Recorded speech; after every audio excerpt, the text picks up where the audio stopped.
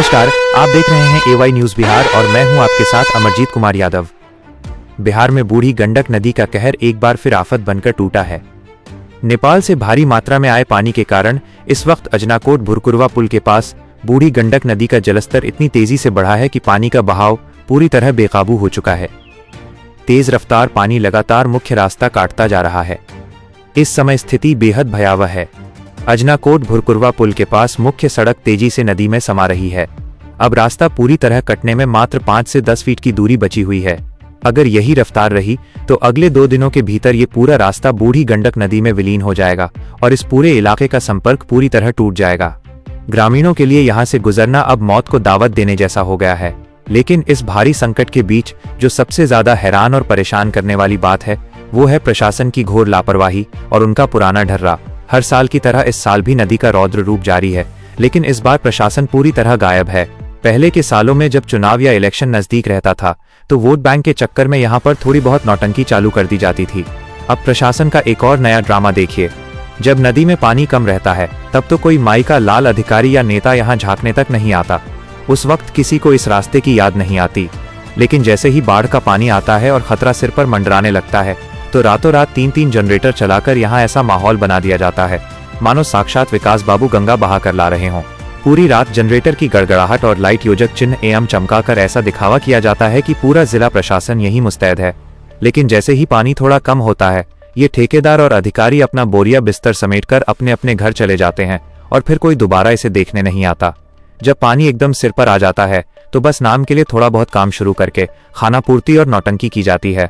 जमीनी हकीकत यह है कि आज इस कटते रास्ते और ग्रामीणों की मुसीबत को देखने वाला कोई नहीं है। अरे भाई, इस जमीनी रास्ते से तो हम जैसे आम पब्लिक लोग चलते हैं, हमारे जैसे गरीब लोग चलते हैं। इन बड़े बड़े नेताओं को क्या फर्क पड़ता है? रास्ता कट जाए, पुल बह जाए, उन्हें कोई टेंशन नहीं है।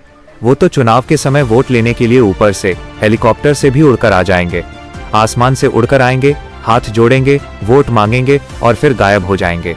भुगतना तो नीचे चलने वाली इस बेबस जनता को ही है। अब जरा इस सरकार और सिस्टम की एक और सबसे अनोखी और बेजोड़ लीला सुनिए। इस बांध के बगल में और सड़क के किनारे किनारे मुर्दा भी फूंका जाता है। मतलब स्थिति ये हो गई है कि जिंदा लोगों को चलने के लिए रास्ता नहीं मिल रहा और मरे हुए लोगों को आखिरी विदाई के लिए 2 गज जमीन नसीब नहीं हो रही है। इस बदहाली को देखकर तो अब ऐसा लगने लगा है कि इस सड़क और बांध की रखवाली का जिम्मा भी अब यही मुर्दे ही संभालेंगे, क्योंकि जिंदा आदमियों की बात सुनना तो इस प्रशासन ने सालों पहले बंद कर दिया है। जिंदा आदमी का तो अब कोई काम ही नहीं बचा है यहाँ पर। जब अधिकारी और नेता घर में सो रहे हों तो शायद अब इन फूंके जाने वाले मुर्दों की आत्माएं ही उठकर इस सड़क को कटने से बचाएंगी। भूत प्रेत और मुर्दे भी इस सिस्टम की लापरवाही देखकर अपना सिर पीट रहे होंगे कि भाई, हमसे ज्यादा खतरनाक और बेअसर तो यहाँ का प्रशासन है। AY न्यूज बिहार के माध्यम से मैं अमरजीत कुमार यादव सरकार और जिला प्रशासन से ये सीधा सवाल पूछता हूँ कि आखिर आपकी नींद कब खुलेगी? क्या प्रशासन इस रास्ते के पूरी तरह बह जाने और किसी बड़े हादसे का इंतजार कर रहा है? हमारी मांग है कि तुरंत अजनाकोट भुरकुरवा पुल के पास इस रास्ते को बचाने के लिए दिखावे की नौटंकी बंद की जाए और युद्ध स्तर पर ठोस और टाइट काम शुरू किया जाए ताकि ग्रामीणों का संपर्क टूटने से बच सके। दर्शकों, हमारी इस ग्राउंड रिपोर्ट को, इस सच्चाई को ज्यादा से ज्यादा लोगों तक पहुंचाने में हमारी मदद करें। हमारे AY न्यूज बिहार के YouTube चैनल को अभी सब्सक्राइब कर लें। अगर आपको यह वीडियो अच्छा लगे तो इसे शेयर करें। अब आज मैं देखता हूं कि हमारे इस इलाके के कौन कौन से 5 लोग इस वीडियो को सबसे पहले शेयर करते हैं, क्योंकि आपके एक शेयर करने से ही हमारा हौसला बढ़ता है, सिस्टम की फटी होती है और ये आवाज सीधे उच्च अधिकारियों तक पहुंचती है।